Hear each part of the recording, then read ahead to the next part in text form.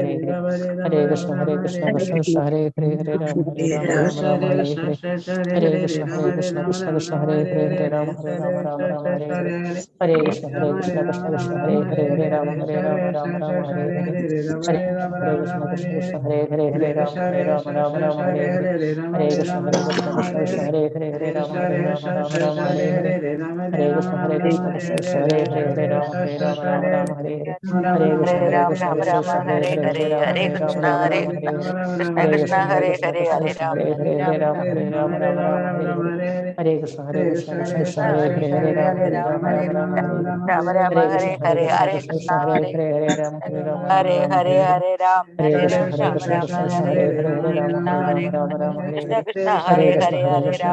Rama Rama Hare Hare, Hare Krishna Krishna Hare Hare, Hare Rama Rama Hare Hare, Hare Krishna Krishna Hare Hare, Hare Rama Rama Hare Hare, Hare Krishna Krishna Hare Hare, Hare Rama Rama Hare.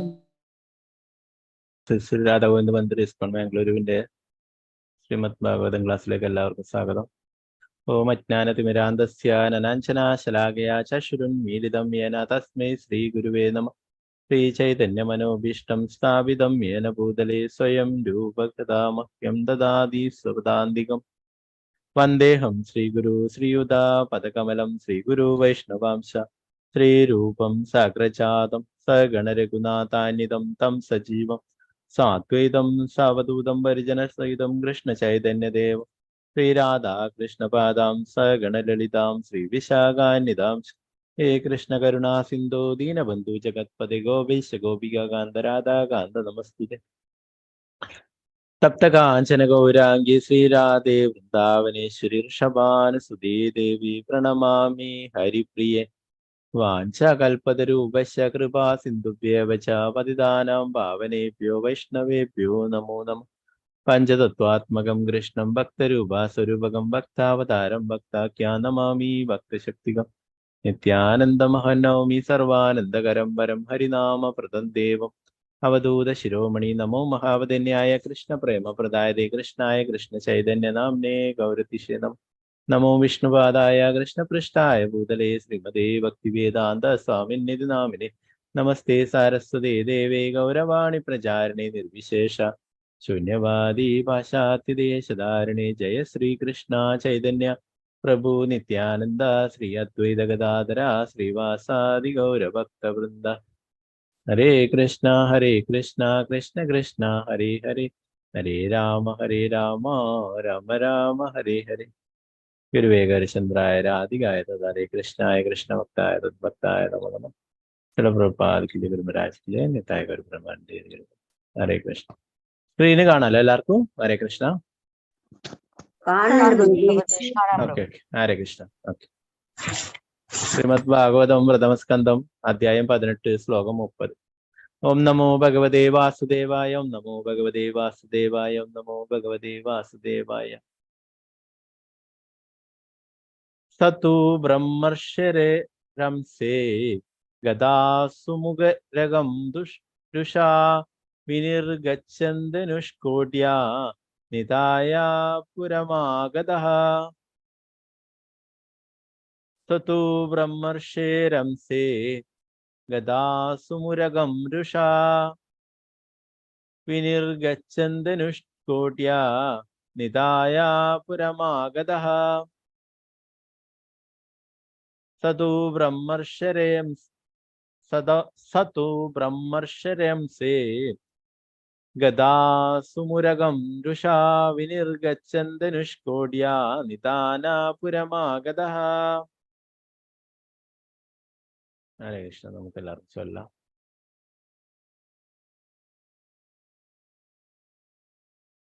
ഓം നമോ ഭഗവതേ വാസുദേവായ, നമോ ഭഗവതേ വാസുദേവായ. സതു ബ്രഹ്മർഷരംസേ സദോ ബ്രഹ്മർഷരംസേ ഗദാസുമുരകം രുഷാ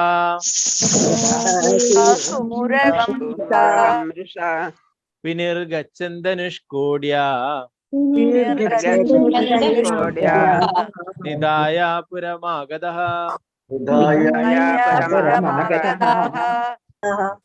सतु ब्रह्मर्षरं से गदा सुमुरगं रुषा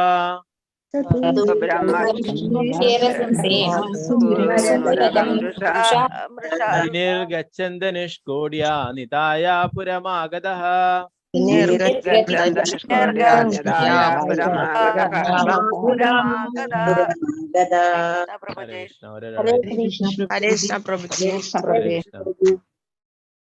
विजयनारायण माताजी हरे कृष्ण माताजी चोलिकुल माताजी हरे कृष्ण हरे कृष्ण प्रभु जी। ओम नमो भगवते वासुदेवाय साधु ब्रह्मर्षेरं ते गदा सुमूरगं वृषा विनिर्गच्छन्द धनुष्कोड्या निधाय पुरमागताः। हरे कृष्ण प्रभु जी। हरे कृष्ण माताजी भारतीय माताजी हरे कृष्ण माताजी चोलिकुल हरे कृष्ण प्रभु जी। हरे ओम कृष्ण नमो भगवते वासुदेवाय साधु ब्रह्मर्षे अंसे गदासु मुरगं जुषा विनिर्गच्छन् धनुष्कोट्या निधाय पुरमागतः। हरे कृष्ण। हरे कृष्ण माताजी ओके शोभा प्रदीप माताजी हरे कृष्ण माताजी चोलिकुल हरे कृष्ण प्रभु जी। हरे कृष्ण ओम नमो भगवते वासुदेवाय सदो ब्रह्मर्षरंसे गदा सुमुरुगं वृषा विनिर्गच्छन्दनुष्कोट्या निधाय पुरमागदा। हरे कृष्ण माताजी सीतारामन माताजी हरे कृष्ण माताजी चोलिकुल माताजी हरे कृष्ण प्रभु जी। हरे ओम कृष्ण नमो भगवते वासुदेवाय। ओम नमो भगवते वासुदेवाय सतु ब्रह्मर्षिरें सा गदासु मुरगं रुषा विनिर्गच्छन्दनुष्कोड्या निधाय पुरमागताः। हरे कृष्ण प्रभु जी। हरे कृष्ण माताजी ओके शारदा नायर माताजी हरे कृष्ण माताजी चोलिकुल माताजी हरे कृष्ण प्रभु। हरे कृष्ण नमो भगवते वासुदेवाय सदु ब्रह्मर्षेरंसे गदासुम उरगं रुषा विनिर्गच्छन् धनुष्कोट्या निधाय पुरमागतः। हरे कृष्ण प्रभु। हरे कृष्ण माताजी ओके कृष्ण माताजी चोलिकुल माताजी हरे कृष्ण हरे कृष्ण प्रभु जी। हरे कृष्ण ओम नमो भगवते वासुदेवाय सतु ब्रह्मशरं से गदासु मुरगं जुषा विनिर्गच्छन् धनुष्कोड्या निधाय पुरमागतः। हरे कृष्ण। हरे कृष्ण माताजी मालती माताजी चोलिकुल माताजी हरे कृष्ण प्रभु जी।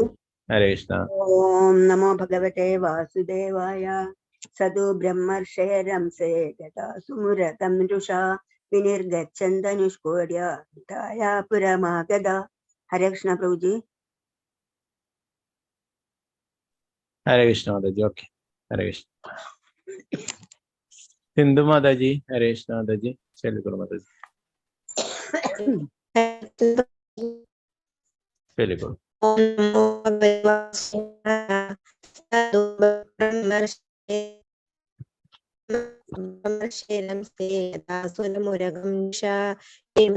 धनुष्कोड्या निधाय पुरमागतः।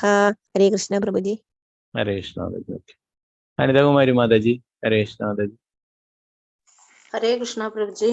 चोलिकुल माताजी हरे कृष्ण भगवते वासुदेवाय सदो ब्रह्मर्षेरं से गदासु मुरगं रुषा विनिर्गच्छन् धनुष्कोड्या निधाय पुरमागताः।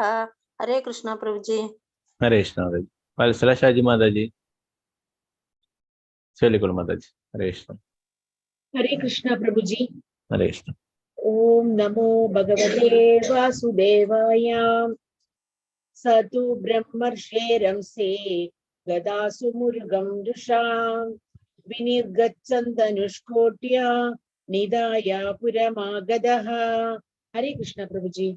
हरे कृष्ण ओके रमणी माताजी चोलिकुल माताजी हरे कृष्ण हरे कृष्ण हरे हरे कृष्ण प्रभु जी। चोलिकुल माताजी हरे कृष्ण ओम नमो भगवते वासुदेवाय साधु ब्रह्मर्षेरं से गदासु मुरगं जुषा विनिर्गच्छन् धनुष्कोड्या निधाय पुरमागतः। हरे कृष्ण माताजी ओके രാജി മാതാജി. ഹരേ കൃഷ്ണ മാതാജി. ഹരേ കൃഷ്ണ പ്രഭുജി. ഹരേ കൃഷ്ണ. ഓം നമോ ഭഗവതേ വാസുദേവായ. സദോ ബ്രഹ്മർഷേരംസേ ഗദാസുമൂരഗം രുഷാ വിനിർഗച്ഛന്തനുഷ്കോട്യാ നിദായ പുരമാഗതഃ. ഹരേ കൃഷ്ണ പ്രഭുജി. ഹരേ കൃഷ്ണ മാതാജി. സതിദേവി അമ്മ മാതാജി. ഹരേ കൃഷ്ണ മാതാജി. ഹരേ കൃഷ്ണ പ്രഭുജി. ഹരേ കൃഷ്ണ. ഓം നമോ ഭഗവതേ വാസുദേവായ.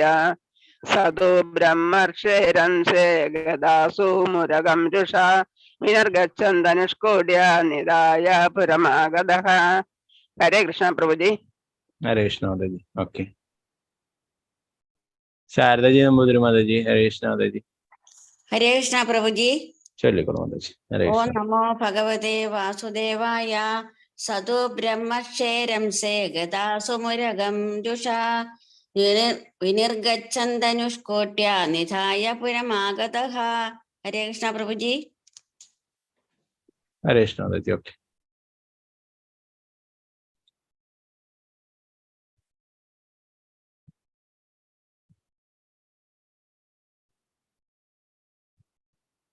ഓക്കെ. വേറെ ശോഭ മാതാജി. ഹരേ കൃഷ്ണ മാതാജി. ചൊല്ലിക്കോളൂ മാതാജി. ഹരേ കൃഷ്ണ പ്രഭുജി. ഹരേ കൃഷ്ണ. ഓം നമോ ഭഗവതേ വാസുദേവായ. സദു ബ്രഹ്മർഷേരംസേ ഗദാസൂരഗം രുഷാ വിനിർഗച്ഛന്തനുഷ്കോട്യാ നിദായ പുരമാഗതഃ. ഹരേ കൃഷ്ണ. ഹരേ കൃഷ്ണ മാതാജി. വത്സലായം മാതാജി. ഹരേ കൃഷ്ണ മാതാജി. ചൊല്ലിക്കോളൂ. ഹരേ കൃഷ്ണ പ്രഭുജി. ഹരേ കൃഷ്ണ.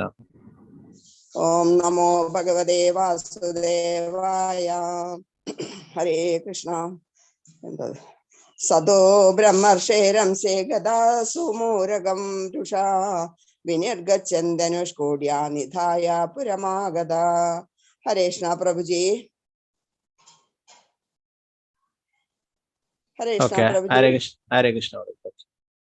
ഹരേ കൃഷ്ണ. അപ്പൊ നമുക്ക് ഇതിന്റെ പദാനുപദാർത്ഥം വിവർത്തനം ഭാവാർത്ഥം നോക്കാം. മറ്റുള്ളവർക്ക് അടുത്ത ശ്ലോകം ചൊല്ലും.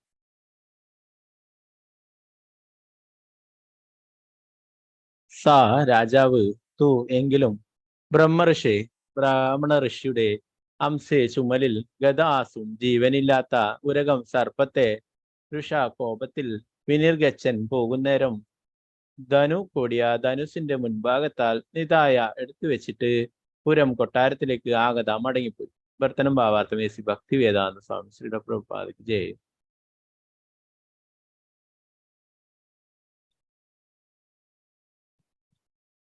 അവഗണിക്കപ്പെട്ട രാജാവ് പോകുന്നേരം നിർജീവമായ ഒരു സർപ്പത്തെ തന്റെ ധനുസാലെടുത്ത് രോഷത്തോടെ ആ ഋഷിയുടെ ചുമലിൽ വെച്ചു. അനന്തരം അദ്ദേഹം കൊട്ടാരത്തിലേക്ക് മടങ്ങിപ്പോയി. ഭാവാർത്ഥം ശ്രീല പ്രഭുപാദക്ക് ജയ്. ബാലിശമായ അത്തരം പ്രവൃത്തികൾ ചെയ്ത് പരിചിതനല്ലെങ്കിൽ തന്നെയും രാജാവ് ഋഷിയെ ഇപ്രകാരം പകരത്തിനു പകരം ഉപചരിച്ചു. ഭഗവതേച്ഛയാൽ ആശ്രമത്തിൽ നിന്നും പോകുന്നേരം രാജാവ് ചത്ത ഒരു പാമ്പ് മുന്നിൽ കിടക്കുന്നത് കണ്ടു. തനിക്ക് മുനി നൽകിയ തണുപ്പൻ സ്വീകരണത്തിന് പകരം നിർജീവമായ പാമ്പിനെ മാലയായി ശീതളമായൊരു പാരിതോഷികം മുനിക്ക് നൽകണമെന്ന് രാജാവ് വിചാരിച്ചു. സാധാരണ രീതിയിൽ ഇതിൽ അസ്വാഭാവികതയൊന്നുമില്ല. എന്നാൽ പരീക്ഷിത് മഹാരാജാവ് ശ്രേഷ്ഠനായ ഒരു ബ്രാഹ്മണ ഋഷിയുമായി ഇടപെടുമ്പോൾ ഇത് തികച്ചും അഭൂതപൂർവമായിരുന്നു. ഇപ്രകാരമൊക്കെ സംഭവിച്ചത് ഭഗവത് നിശ്ചയമായും ഭഗവതേച്ഛയാണ്. ശ്രീയുടെ പ്രഭുപാദക്ക് ജയ്. നാരായണം നമസ്കൃത്യ നരം ചൈവ നരോത്തമം ദേവീം സരസ്വതിം വ്യാസം തതോ ജയമുദ്രേ നഷ്ടപ്രായേഷു ഭദ്രേഷു നിത്യം ഭാഗവത സേവയ. ഭഗവതി ഉത്തമ ശ്ലോകേ ഭക്തിർഭവതി നൈഷ്ഠികി മൂകം കരോതി വാചാലം പങ്കും ലംഘയതേ ഗിരിം യത്കൃപാതമഹം വന്ദേ ശ്രീഗുരു ദീനധാരിണം പരമാനന്ദ മാധവ ശ്രീ ചൈതന്യ ഈശ്വരൻ. നമോ വിഷ്ണുപാദായ കൃഷ്ണപൃഷ്ഠായ ഭൂതലേ ശ്രീമതേ ഭക്തി വേദാന്ത സ്വാമിനി നാമൻ.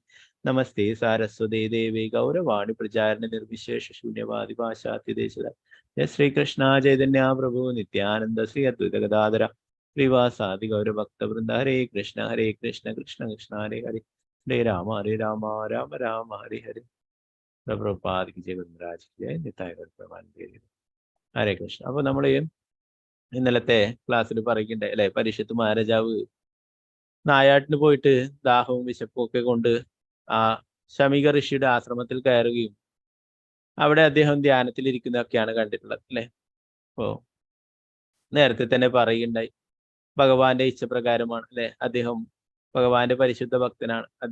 ഒരു ക്ഷത്രിയനാണ്, വീരയോദ്ധാവാണ്. അദ്ദേഹത്തിന് വിശപ്പും ദാഹവും ഒക്കെ സഹിക്കാൻ പറ്റുന്നതാണ്. എന്നാൽ ഭഗവാന്റെ നിശ്ചയം അതായിരുന്നു. അത് പ്രകാരം അല്ലെ, ഇന്നലെ പറഞ്ഞു, ആർക്കെങ്കിലും എന്തെങ്കിലും വിഷമങ്ങൾ ചെറുതായിട്ട് വരുന്നുണ്ടെങ്കിൽ, അല്ലെങ്കിൽ ഒരു അസ്വാഭാവികമായിട്ടുള്ള ആ സിറ്റുവേഷനിൽ ആരെങ്കിലും അകപ്പെടുന്നുണ്ട്, അതിന് പ്രത്യേക ഉദ്ദേശമുണ്ടാവും. ഭഗവാനെ തിരിച്ച് ഭഗവാന്റെ അടുത്തേക്ക് കൊണ്ടുപോകാനായിട്ട് ഭഗവാൻ ആഗ്രഹിക്കുന്നു. അതുകൊണ്ട് അങ്ങനെ ഒരു സാഹചര്യം ഉണ്ടാവുകയുണ്ടായി പരീക്ഷിത്ത് മഹാരാജാവിന്. ഇപ്പൊ ഇവിടെ പറയുന്നു, അങ്ങനെ ആ ഋഷി ധ്യാനത്തിലായിരുന്നത് കൊണ്ട് തന്നെ അവിടെ അടുത്ത് തന്നെ ഒരു സർപ്പം, അവിടെ ചത്ത് കിടക്കുന്ന ഒരു സർപ്പം ഉണ്ടായിന്. അതിനെ എടുത്തിട്ട് തൻ്റെ ആ വില്ലുകൊണ്ട് എടുത്തിട്ട് ഋഷിയുടെ ചുമലിൽ വെച്ചു കൊട്ടാരത്തിലേക്ക് മടങ്ങിപ്പോയി എന്ന് പറയും. സാധാരണ രീതിയിൽ ഒരു രാജാവിനെ എല്ലാവരും അംഗീകരിക്കുന്നതാണ് അല്ലെ. രാജാവ് വന്നാൽ ശരിക്കും എന്താ പറയാ, ഒരു മാലയൊക്കെ ഇട്ട് എല്ലാം സ്വീകരിക്കണം അല്ലെ. സാധാരണ ഇന്ന് രാഷ്ട്രീയക്കാരെയൊക്കെ കാണുന്നില്ലേ, നോട്ട് മാലയൊക്കെ ഇട്ട് കൊടുത്തിട്ട് സ്വീകരിക്കും അല്ലെ. നല്ല ഋഷി ആയതുകൊണ്ട് തന്നെ അദ്ദേഹം എന്തെങ്കിലും അങ്ങനെ നല്ല രീതിയിൽ അദ്ദേഹത്തെ സ്വീകരിക്കണമായിരുന്നു അല്ലെ. ഇപ്പൊ ഇവിടെ ചത്തപാമ്പിനെ ഇട്ട് കൊടുത്തു അല്ലെ. നമുക്കറിയാം പ്രഹ്ലാദന്റെ ലീലയിൽ ഭക്ത പ്രഹ്ലാദന്റെ അടുത്ത് നരസിംഹ ഭഗവാൻ വന്നപ്പോഴേ നരസിംഹ ഭഗവാൻ എന്താ ചെയ്തിട്ടുള്ളത്, ആ ഹിരണ്യകശിപുവിന്റെ മാറിടം പിളർന്നിട്ട് എന്താ പറയാ, കൊടലുമാലയൊക്കെ എടുത്തിട്ട് മാലയായിട്ട് അണിയിക്കുന്നുണ്ട്, കഴുത്തിലിടുകയുണ്ട് അല്ലെ.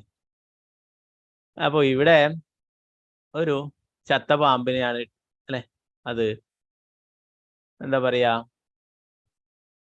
വലിയ കാര്യമൊന്നുമല്ല, വലിയൊരു തെറ്റൊന്നുമല്ല. എന്നാൽ ഇങ്ങനെ ചെയ്യാനായിട്ട് രാജാവിന് തോന്നി അല്ലെ. അപ്പൊ അതിനെ ഇവിടെ പറയുന്നു, ഇത് ഇങ്ങനെയൊക്കെ സംഭവിച്ചിട്ടുള്ളത് നിശ്ചയമായും ഭഗവതേച്ഛയിലാണ്, ഭഗവാന്റെ നിശ്ചയപ്രകാരമാണ്, ഭഗവാന്റെ യോഗമായ ശക്തിയാണ് ഇങ്ങനെയൊക്കെ ചെയ്യുന്നത് അല്ലെ. എന്തിനു വേണ്ടിയിട്ടായിരുന്നു ഇതൊക്കെ? ശ്രീമദ് ഭാഗവതം നമുക്കൊക്കെ ലഭിക്കുന്നതിന് വേണ്ടിയിട്ടായിരുന്നു ഇങ്ങനെ ഒരു സാഹചര്യം ഉണ്ടാക്കിയിട്ടുണ്ടായിരുന്നത് അല്ലെ. ഇന്നലത്തെ നമ്മൾ ക്ലാസ്സിൽ പഠിക്കുകയുണ്ടായി, എങ്ങനെയാണോ ശ്രീമദ് ഭഗവത്ഗീത ലഭിച്ചിട്ടുള്ളത്, അർജുനൻ വിഷാദവാനായപ്പോഴാണ് ഭഗവാൻ വന്നിട്ടുള്ളത്. അതുപോലെ തന്നെ പരീക്ഷിത്ത് മഹാരാജാവിനെ ഇങ്ങനെ ഒരു സാഹചര്യത്തിൽ എത്തിക്കുകയും അങ്ങനെ പരീക്ഷിത്ത് മഹാരാജാവ് രാജ്യവും തൻ്റെ എല്ലാ ഭൗതികമായിട്ടുള്ള എല്ലാ കാര്യങ്ങളും ഉപേക്ഷിച്ചിട്ട് ഭഗവാനെ കുറിച്ച് മനസ്സിലാക്കിയിട്ട് ഭഗവാന്റെ അടുത്തേക്ക് തിരിച്ചു പോകാനും അത് പ്രകാരം നമുക്കൊക്കെ ശ്രീമദ് ഭാഗവതം ലഭിക്കാൻ വേണ്ടിയിട്ടാണ് ഇങ്ങനെ ഭഗവാൻ ആഗ്രഹിച്ചത്. അതുകൊണ്ട് ഇങ്ങനെ ഒരു സാഹചര്യം ഉണ്ടായി. അപ്പൊ ഇതൊരിക്കലും എന്താ പറയാ, ഒരു സാധാരണ കാര്യമല്ല, ഭഗവാന്റെ തന്നെ നിശ്ചയത്താലാണ് ഇങ്ങനെയൊക്കെ സംഭവിച്ചിട്ടുള്ളത്. 31ാമത്തെ ശ്ലോകം നമുക്ക് നോക്കാം. ഓം നമോ ഭഗവതേ വാസുദേവായ, ഓം നമോ ഭഗവതേ വാസുദേവായ, ഓം നമോ ഭഗവതേ വാസുദേവായ.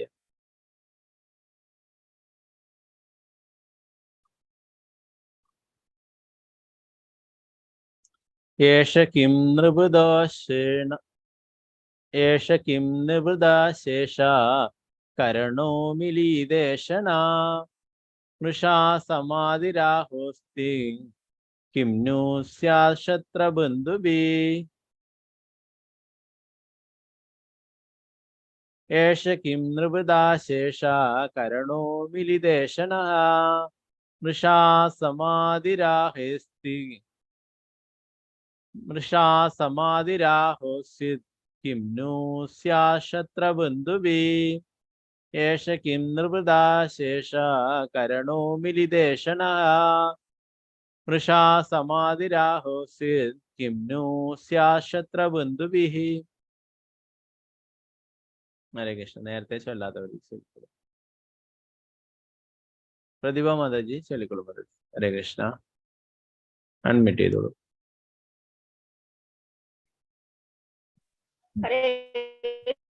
ചൊല്ലിക്കൊള്ളു മാതാജി. ഹരേ കൃഷ്ണ.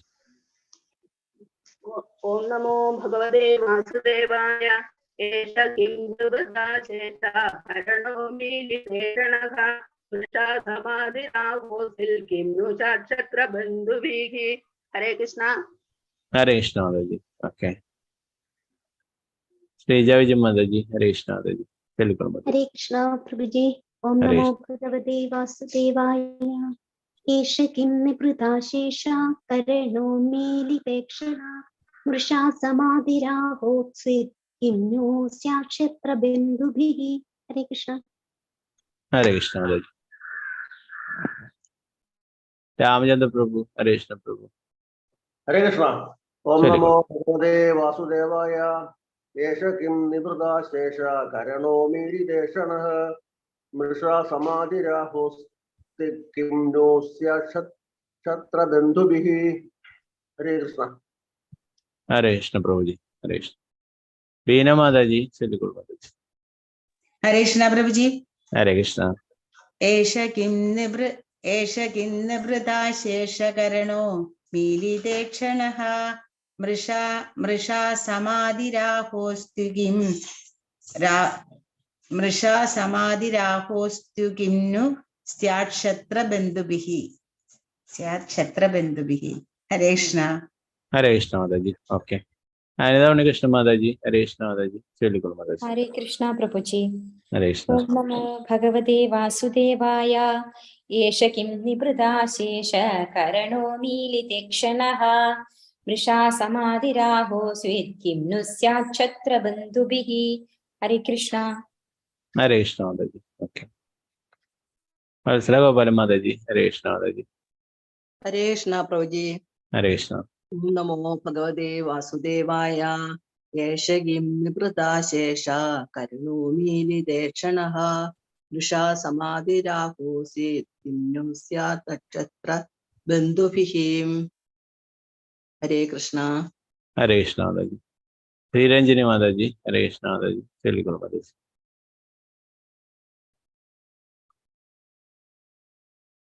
രമന സുരേഷ് മാതാജി. ഹരേ കൃഷ്ണ ചൊല്ലിക്കൊള്ളു. ഹരേ കൃഷ്ണ പ്രഭുജി.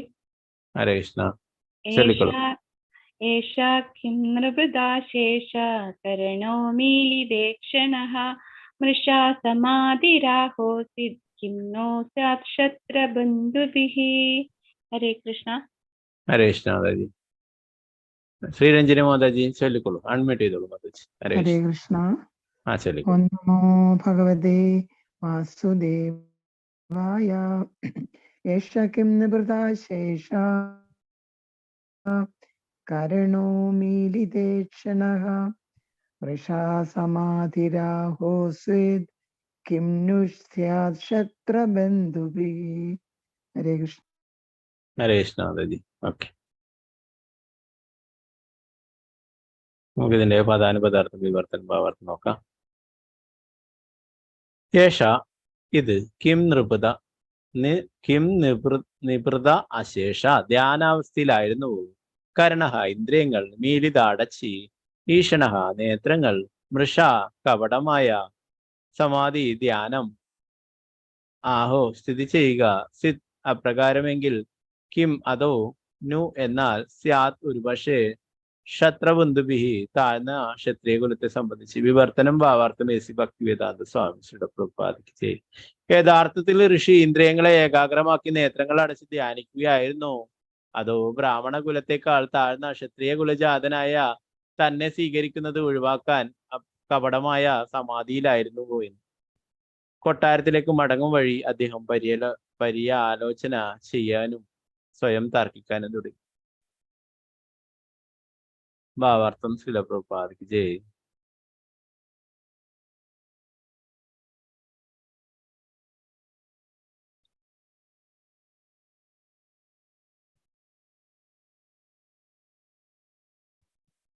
ഒരു ശുദ്ധ ഭഗവത് ഭക്തനാകയാൽ രാജാവിന് സ്വയം ചെയ്തികളെ അംഗീകരിക്കുവാൻ കഴിഞ്ഞില്ല.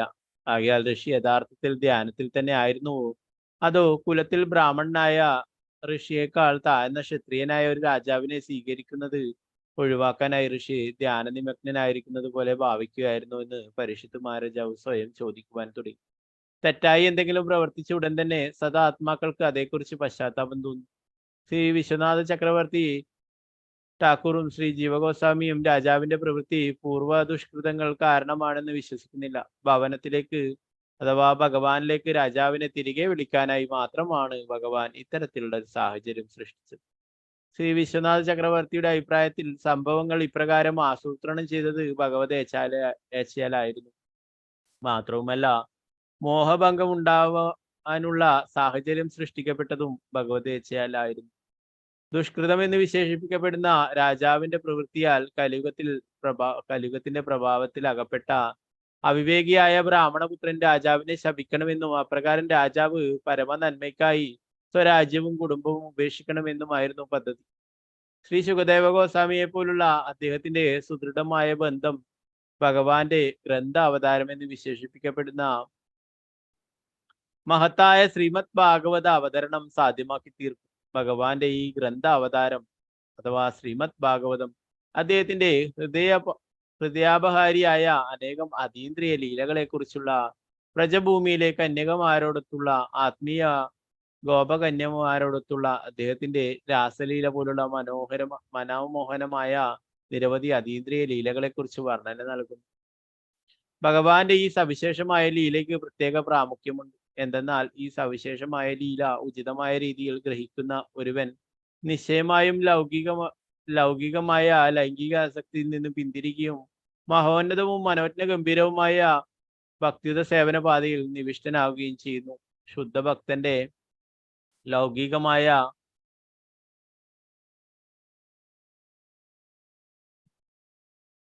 മോഹഭംഗം ഭക്തനെ ഉന്നതമായ അതീന്ദ്രിയ പദവിയിലേക്ക് ഉന്നമിപ്പിക്കാൻ ഉദ്ദേശിച്ചുള്ളതാകുന്നു. പിതൃ സഹോദര പുത്രന്മാരുടെ അഥവാ കൗരവരുടെ ഉപജാപം ഹേതുവാക്കി ഭഗവാൻ പാണ്ഡവരെ മോഹഭംഗങ്ങളിൽ അകപ്പെടുത്തുകയും അപ്രകാരം കുരുക്ഷേത്ര യുദ്ധത്തിന് നാന്ദി കുറിക്കുകയും ചെയ്തു. ഇത് ശബ്ദരൂപത്തിലുള്ള ഭഗവത് അവതാരമായ ഭഗവത്ഗീത ഉപദേശിക്കാൻ വേണ്ടിയായിരുന്നു. അപ്രകാരം പരീക്ഷിത്ത് മഹാരാജാവിനെ അസുന്ദരമായ അവസ്ഥയിലാക്കിക്കൊണ്ട് ഭഗവത് യച്ചയാൽ ശ്രീമദ് ഭാഗവതം സൃഷ്ടിക്കപ്പെട്ടു. വിശപ്പും ദാഹവും കൊണ്ട് പരിശീലനായത് വെറും പ്രകടനം മാത്രമായിരുന്നു. എന്തെന്നാൽ മാതൃഗർഭത്തിലായിരിക്കുമ്പോൾ പോലും രാജാവ് ഇതിലധികം സഹിച്ചു. അശ്വത്ഥാത്മാവിനാൽ പ്രയോഗിക്കപ്പെട്ട ബ്രഹ്മാസ്ത്രത്തിന്റെ അതികഠിനമായ താപത്താൽ പോലും അദ്ദേഹം ഒരിക്കലും ആകുലപ്പെട്ടതേയില്ല. രാജാവിന്റെ ക്ലേശകരമായ അവസ്ഥ നിശ്ചയമായും അഭൂതപൂർവമായിരുന്നു. പരീക്ഷിത്ത് മഹാരാജാവിനെ പോലുള്ള മഹാഭക്തർ ഭഗവത് യച്ചയാൽ അത്തരം ദുരിതങ്ങളെ സഹിക്കാൻ തക്കവിധം ശക്തരാണ്. മാത്രവുമല്ല അവർ ഒരിക്കലും സംഭ്രാന്തരാകുന്നില്ല. ആകയാൽ എല്ലാ സാഹചര്യങ്ങളും ഭഗവാനാൽ ആസൂത്രണം ചെയ്യപ്പെട്ടതായിരുന്നു. ശ്രീല പ്രഭുപാദക്ക് ജയ്.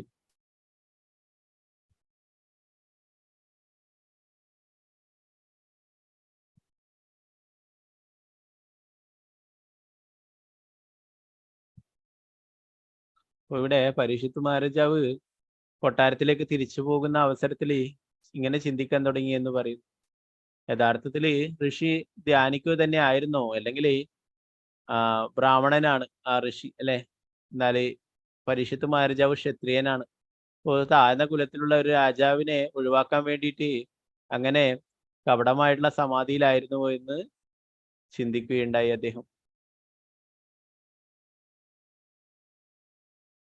പ്രഭാതരി ഇതിന്റെ ഭാവാർത്ഥത്തിൽ പറയുന്നു, ഒരു ശുദ്ധ ഭഗവത് ഭക്തനാകിയാൽ രാജാവിന് സ്വയം ചെയ്തികളെ അംഗീകരിക്കുവാൻ കഴിഞ്ഞില്ല. ആകയാൽ യഥാർത്ഥത്തിൽ ധ്യാനത്തിൽ തന്നെ ആയിരുന്നു ഋഷി, അതോ കുലത്തിൽ ബ്രാഹ്മണനായ ഋഷിയേക്കാൾ താഴ്ന്ന ക്ഷത്രിയനായ ഒരു രാജാവിനെ സ്വീകരിക്കുന്ന ഒഴിവാക്കാനായി ഋഷി ധ്യാന നിമഗ്നനായിരിക്കുന്ന പോലെ ഭാവിക്കുമായിരുന്നു എന്ന് പരീക്ഷിത്ത് മഹാരാജാവ് സ്വയം ചോദിക്കുവാൻ തുടങ്ങി. തെറ്റായി എന്തെങ്കിലും പ്രവർത്തിച്ച ഉടൻ തന്നെ സദാത്മാക്കൾക്ക് അതേക്കുറിച്ച് പശ്ചാത്താപം തോന്നും. പറയുന്നു, വിശ്വനാഥ ചക്രവർത്തി ഠാക്കൂറും ജീവഗോസ്വാമിയും രാജാവിന്റെ ഈ പ്രവൃത്തി പൂർവ്വ ദുഷ്കൃതങ്ങൾ കാരണമാണെന്ന് വിശ്വസിക്കുന്നില്ല.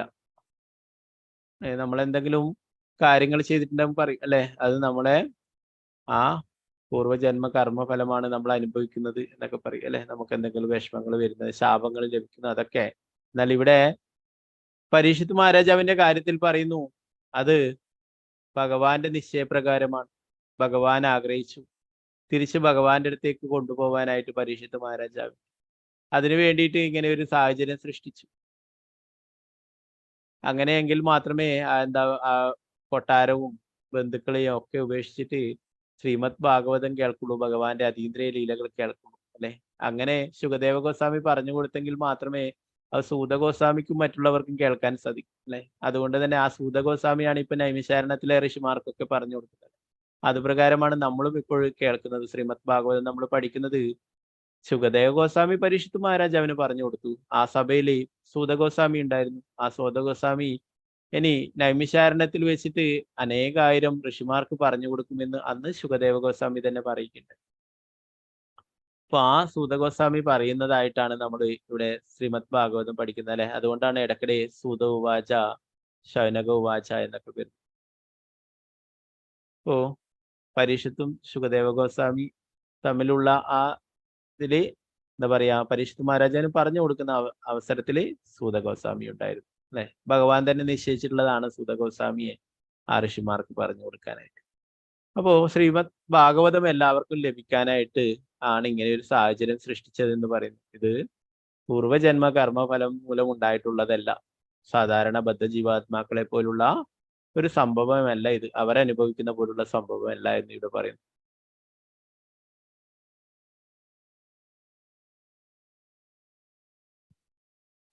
ഓ പരീക്ഷിത്ത് മഹാരാജാവ് ഇങ്ങനെ പ്രവർത്തിക്കണമെന്നും അതുപ്രകാരം ആ രാജാവിന്റെ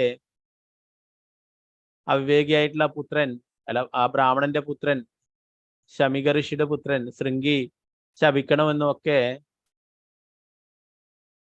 ഭഗവാന്റെ നിശ്ചയപ്രകാരമാണ് അങ്ങനെ സംഭവിച്ചത്.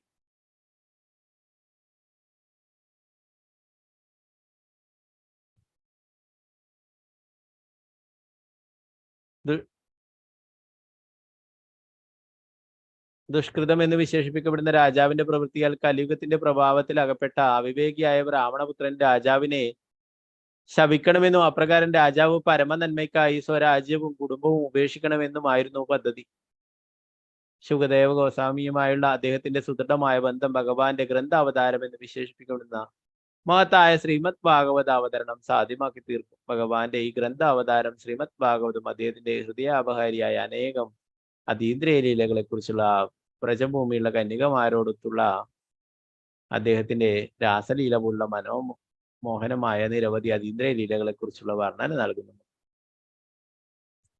ഓ ശ്രീമദ് ഭാഗവതം ഭഗവാന്റെ തന്നെ ഗ്രന്ഥരൂപത്തിലുള്ള അവതാരമാണ് അല്ലെ. നേരത്തെ പറഞ്ഞു ഭഗവാൻ ലീലകൾ അവസാനിപ്പിച്ച് ഭഗവത് ധാമത്തിലേക്ക് പോയപ്പോഴും പിന്നീട് എന്താണ് ഭഗവാന്റെ തന്നെ ഗ്രന്ഥരൂപത്തിലുള്ള അവതാരമാണ് ശ്രീമദ് ഭാഗവതം എന്ന് പഠിക്കുകയുണ്ടായി നമ്മളല്ലേ. ഓരോരോ സ്കന്ധങ്ങൾ ഭഗവാന്റെ ഓരോരോ അംഗങ്ങളായിട്ട് പത്മപുരാണത്തിൽ പറയും. അപ്പോ അതിനു വേണ്ടിയിട്ടായിരുന്നു ഇങ്ങനെയൊക്കെ ലീലകൾ ഉണ്ടായിരുന്നത് എന്ന് പറയും. ആ ശ്രീമദ് ഭാഗവതം മുഴുവനായിട്ടും ഭഗവാനും ഭഗവാന്റെ പരിശുദ്ധ ഭക്തന്മാരും തമ്മിലുള്ള ആ ഭക്തിത സേവനത്തെക്കുറിച്ചും ബന്ധത്തെക്കുറിച്ചും ഭഗവാന്റെ അതീന്ദ്രിയ ലീലകളെ കുറിച്ചൊക്കെ വിവരിക്കുന്നതാണ് അല്ലെ. പ്രത്യേകിച്ചും ദശമസ്കന്ധം മുഴുവനായിട്ടും ഭഗവാന്റെ ലീലകളെ കുറിച്ച് വർണ്ണിക്കുന്നത്. പരീക്ഷിത് മഹാരാജാവിന് ഭഗവാനെ കുറിച്ച് കൂടുതൽ കേൾക്കാനായിട്ട് ആഗ്രഹമുള്ളത് കൊണ്ടാണ് ആ ദശമസ്കന്ധം ഇത്രയും വലുതായതെന്ന് പറയുന്നു. നമുക്കറിയാം നമ്മളെ പ്രഥമസ്കന്ധ പഠിക്കുന്നത് അല്ലെ, അതിൽ 19 അധ്യായങ്ങളേ ഉള്ളൂ.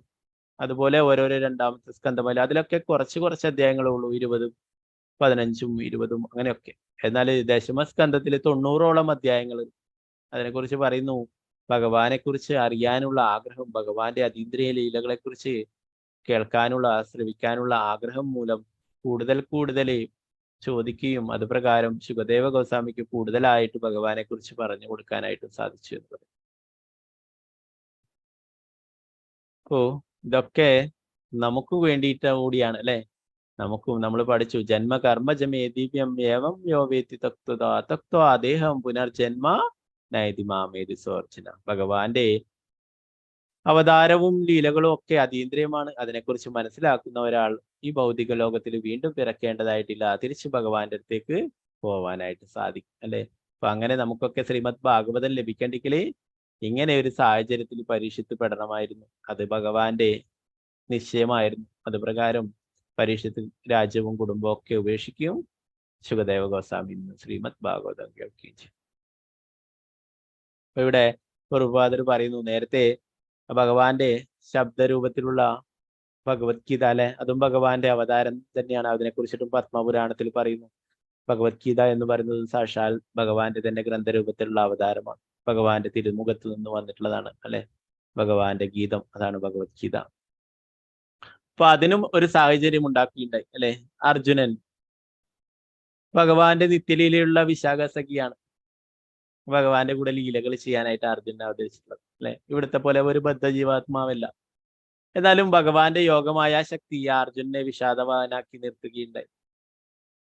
അതുപ്രകാരം ശ്രീമദ് ഭഗവത്ഗീത നമുക്കൊക്കെ ലഭിക്കുകയുണ്ടായി. അപ്പൊ ഇവിടെ പറയുന്നു, പരീക്ഷിത്ത് മഹാരാജാവിനെ ഭഗവാൻ ഉത്തരയുടെ ഗർഭത്തിൽ വെച്ച് തന്നെ സംരക്ഷിക്കപ്പെടുകയുണ്ടായി അല്ലെ. അശ്വത്ഥാത്മാവ് ബ്രഹ്മാസ്ത്രം അയച്ചപ്പോൾ ഭഗവാൻ ഉത്തരയുടെ ഗർഭത്തിനകത്ത് പോയിട്ട് ഒരു എന്താ പറയാ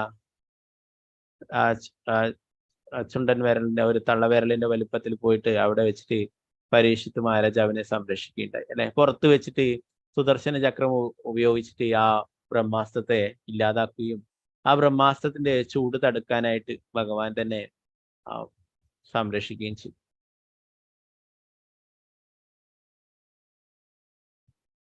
അപ്പോ അദ്ദേഹം ഒരിക്കലും അതികഠിനമായ താപത്താൽ പോലും ഒരിക്കലും ആകുലപ്പെട്ടതേ ഇല്ല എന്ന് പറയും. അത്രയും വലിയ ചൂടായിരുന്നു അല്ലെ ആ ബ്രഹ്മാസ്ത്രത്തിന്റെ.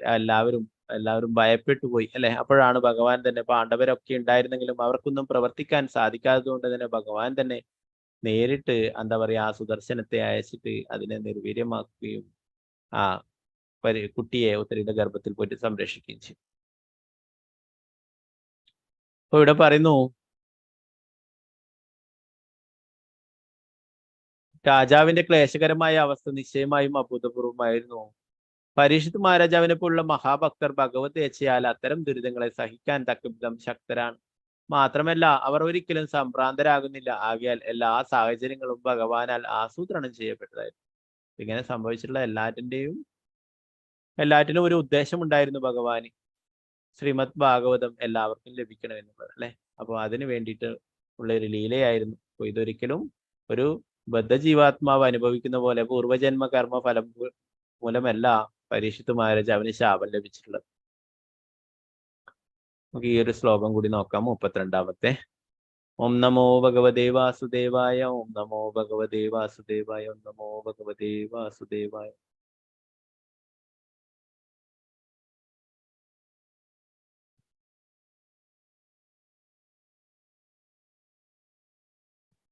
തസ്യ പുത്രോ അതിതേജസ്വി വിഹരൻ ബാലഗോ അബർക്കൈ രാജ്ഞാകം പ്രാപിതം ദാതം ശ്രുത്വാ തത്രേദമബ്രവീത്.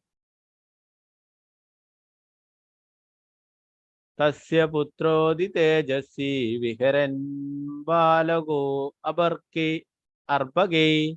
തസ്യ പുത്രോദി തേജസ്വി വിഹരൻ ബാലഗോ അർഭകൈഃ രാജ്ഞാകം പ്രാപിതം ദാതം ശ്രുത്വാ തത്രേദമബ്രവീത്. തസ്യ അദ്ദേഹത്തിന്റെ മുനിയുടെ പുത്രൻ വളരെയധികം തേജസ്വി പ്രബലനായ അഥവാ അതിതേജസ്വിയായ വിഹരൻ കളിക്കുന്ന വേളയിൽ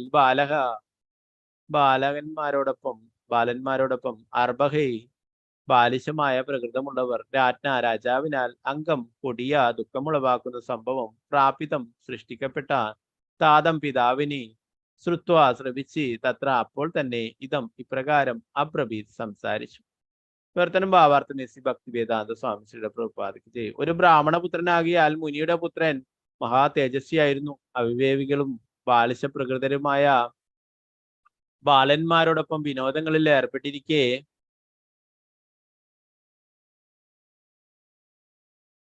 രാജാവിനാൽ തന്റെ പിതാവിനെ അനുഭവിക്കേണ്ടി വന്ന കൊടിയ ദുരിതത്തെക്കുറിച്ച് ശ്രവിക്കുകയും അനന്തരം ആ ബാലൻ ഇപ്രകാരം സംസാരിക്കുകയും ചെയ്തു. ഭാവാർത്ഥം ശ്രീല പ്രഭുപാദയ്ക്ക് ചെയ്യും. പരീക്ഷിത്ത് മഹാരാജാവിന്റെ സദ്ഭരണത്താൽ മറ്റ് അവിവേകികളായ ബാലന്മാരോടൊപ്പം വിനോദങ്ങളിൽ ഏർപ്പെട്ടിരുന്ന പിഞ്ചു ബാലന് പോലും യോഗ്യനായ ഒരു ബ്രാഹ്മണന്റെ അത്രത്തോളം ശക്തനായി തീരാൻ കഴിയും. ഈ ബാലൻ ശൃംഗി എന്നറിയപ്പെടുന്നു. മാത്രവുമല്ല ആ ബാലൻ സ്വപിതാവിൽ നിന്നും ബ്രഹ്മചര്യവ്രതത്തിൽ നല്ല പരിശീലനം സിദ്ധിച്ചവനായിരുന്നു.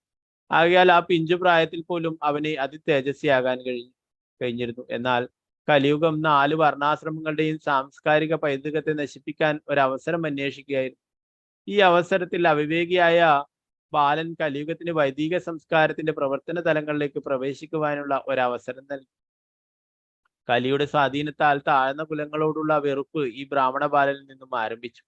അപ്രകാരം സംസ്കാര ജീവിതം ക്രമേണ ക്ഷയിക്കുവാൻ തുടങ്ങി.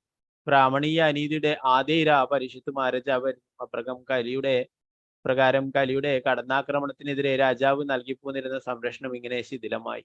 ചില പ്രഭുപാദിക്ക് ഇപ്പോ കളിച്ചുകൊണ്ടിരിക്കുന്നതായിരുന്ന ആ ശമീക ഋഷിയുടെ മകനായിട്ടുള്ള ശൃംഗി ഈ കാര്യത്തെക്കുറിച്ച് അറിഞ്ഞു. അപ്പൊ ആ ശൃംഗിയെ കുറിച്ച് പറയുന്നു, അദ്ദേഹം ബ്രഹ്മചര്യ വ്രതത്തിലൊക്കെ പരിശീലനം ലഭിച്ചതായിരുന്നു. അതുകൊണ്ട് തന്നെ അതിതേജസ്വിയായിട്ട് കാണപ്പെടുകയുണ്ടായി.